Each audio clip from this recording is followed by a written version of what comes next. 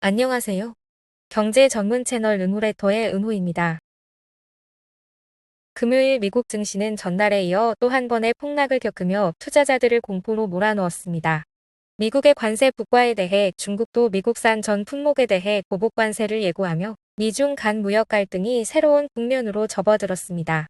3월 미국의 고용시장이 예상보다 강한 회복세를 보였습니다.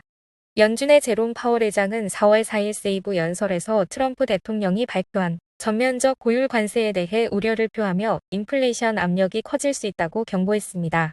JP모건 자산운용의 글로벌 전략가 데이비드 레보비츠는 최근 S&P 500이 5,100선을 하회하자 이는 주식 매수의 적절한 진입 시점이라고 평가했습니다.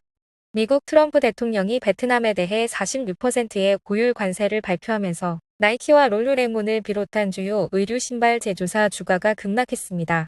테슬라의 소프트웨어 엔지니어링 부문을 총괄하던 데이비드 라오 부사장이 회사를 떠납니다. 마이크로소프트가 AI 어시스턴트 코파일럿의 개인화 기능을 도입합니다. 자세하게 하나씩 살펴볼까요? 금요일 미국 증시는 전날에 이어 또 한 번의 폭락을 겪으며 투자자들을 공포로 몰아넣었습니다. 트럼프 대통령이 전 세계를 대상으로 10%의 기본 관세를 부과한 데 이어 중국이 이에 대한 보복 조치로 미국산 제품에 34%의 추가 관세를 부과하겠다고 발표하면서 글로벌 무역 전쟁이 전면적으로 확산됐고 이에 따라 경기 침체 우려가 급격히 커졌습니다. 이날 S&P 500 지수는 5.97% 급락하며 이틀간 10% 이상 하락했고 총 5조 달러의 시가총액이 증발했습니다. 나스닥 100은 고점 대비 20% 넘게 빠지며 공식적인 베어마켓에 진입했고 다우 지수도 2200포인트 넘게 하락하며 조정 국면에 들어섰습니다. 이는 팬데믹 이후 최대 낙폭으로 시장은 사실상 금융 셧다운에 가까운 상태로 빠져들고 있습니다. 기술주 중심의 매도세가 두드러졌습니다. 애플은 하루 만에 7% 하락해 이번 주 누적 하락률이 13%에 달했고 AI 관련 핵심 기업인 엔비디아도 7% 빠졌으며 테슬라는 10% 급락했습니다. 이들 기업은 중국과의 공급망 연결성이 높아 관세 리스크에 특히 취약합니다.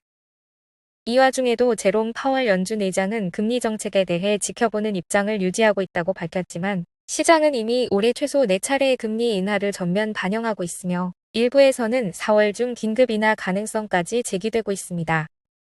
10년물 국채금리는 4%를 밑돌며 6개월 내 최저치를 기록했고 VIX는 40을 돌파해 극단적인 공포 국면에 진입했습니다.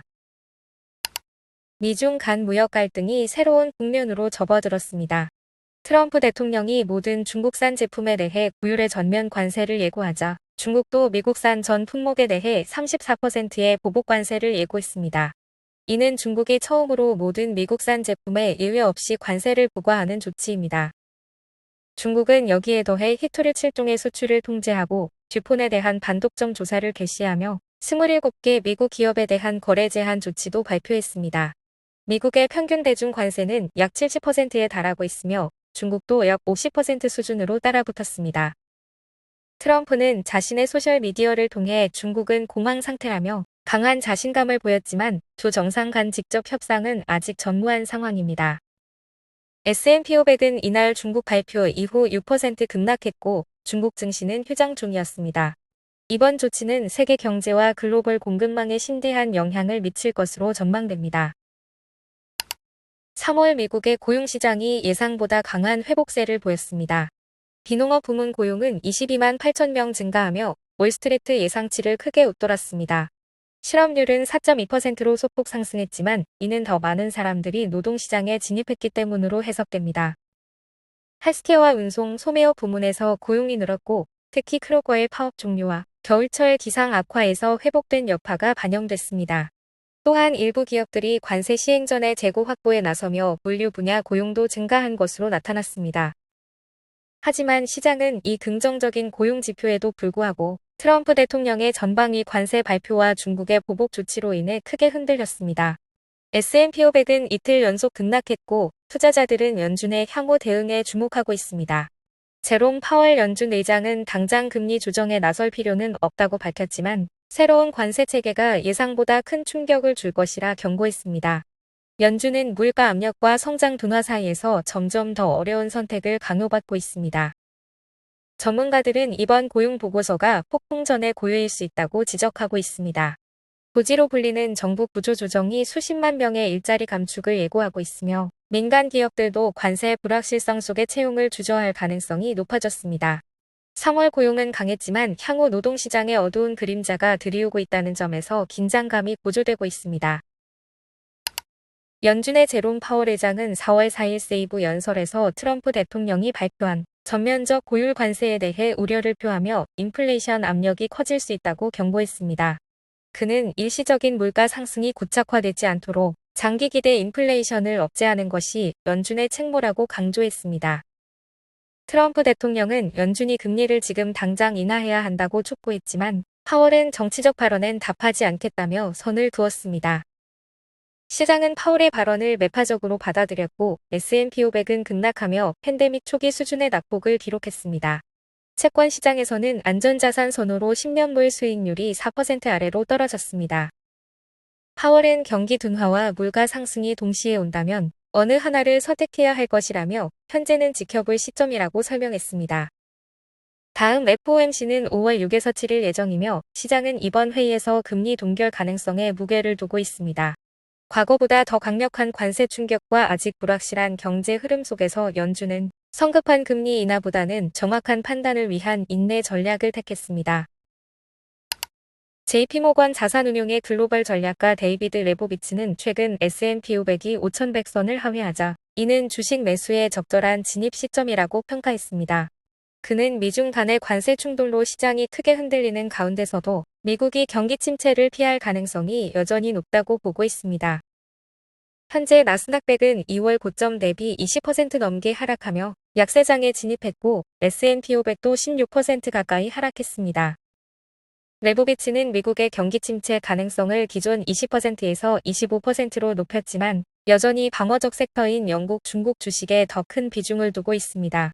그는 비침체 시기에 주식 비중을 과도하게 줄이면 오히려 손해가 크다며 단기적인 매도세가 지나친 것으로 판단하고 있습니다.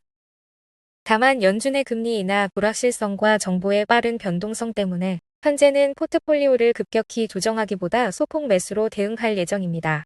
그는 미국 기업들의 재무 상태가 양호하고 실업률도 안정적인 만큼 여전히 위험 자산 확대 기회를 찾는 전략을 유지하고 있다고 밝혔습니다.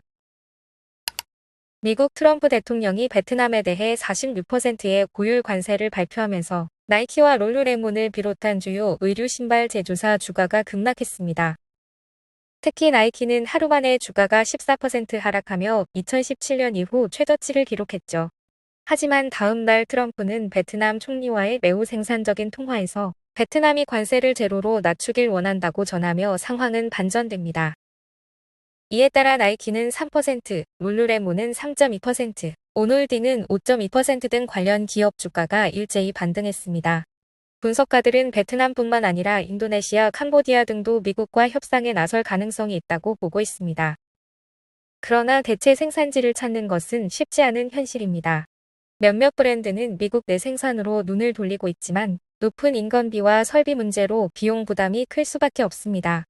결국 이번 사태는 글로벌 공급망의 민감성과 미국과의 무역 정책 변화에 따른 제조업체들의 위기 대응 능력을 시험하는 계기가 되고 있습니다. 테슬라의 소프트웨어 엔지니어링 부문을 총괄하던 데이비드 라우 부사장이 회사를 떠납니다. 라우는 테슬라에 약 13년간 재직하며 차량 내 인포테인먼트부터 정보 보안, 무선 업데이트, 제조 시스템 클라우드 서비스까지 소프트웨어 전반을 이끌어왔습니다. 그는 일론 머스크 CEO와 함께 대외적으로 제품을 소개해온 몇 안 되는 고위 임원 중 한 명으로 2023년 투자자 행사와 신형 모델 3 공개 영상에도 등장한 바 있습니다. 하지만 최근 테슬라는 전기차 수요 둔화, 제품 라인업 노후화, 트럼프 행정부의 자동차 관세 등 여러 악재에 직면해 있으며 1분기 판매는 13% 감소했고 주가는 최고점 대비 44% 하락한 상태입니다.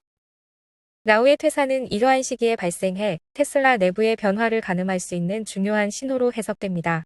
퇴사 사유는 현재까지 공개되지 않았으며 테슬라 측도 별다른 입장을 내놓지 않은 상황입니다. 마이크로소프트가 AI 어시스턴트 코파일럿의 개인화 기능을 도입합니다. 사용자의 음식 취향, 기념일, 과거 여행지 같은 정보를 기억하고 이를 기반으로 예약, 선물 추첨, 쇼핑 지원까지 수행하는 행동형 에이전트로 진화합니다. 사용자는 이 기능을 자유롭게 설정하거나 끌 수 있습니다. 이번 업데이트는 오픈AI 의존도를 줄이고 소비자용 AI 영역 확대를 위한 전략의 일환이며 빌 게이츠, 스티브 발모, 그리고 CEO 사티아 나델라가 50주년 기념 행사에서 직접 발표했습니다. 나델라는 우리가 만든 것보다 다른 이들이 만들 수 있도록 돕는 것이 미래다라고 밝혔으며 마이크로소프트는 상업화 중심 AI 전략을 통해 구글, 아마존 등과 경쟁력을 강화하고 있습니다. 이번 기능은 향후 수개월 내에 소비자에게 적용될 예정이며 AI가 기억하고 행동하는 시대에 본격적인 서막을 알리고 있습니다. 오늘 전달해드릴 뉴스는 여기까지입니다. 은호레터는 투자 권유가 아닌 정보 제공을 목적으로 하며 투자 판단은 구독자 본인의 책임입니다. 들어주셔서 너무 감사드리고 은퇴하는 그날까지 파이팅입니다. 도움이 되셨다면 좋아요와 구독 부탁드립니다.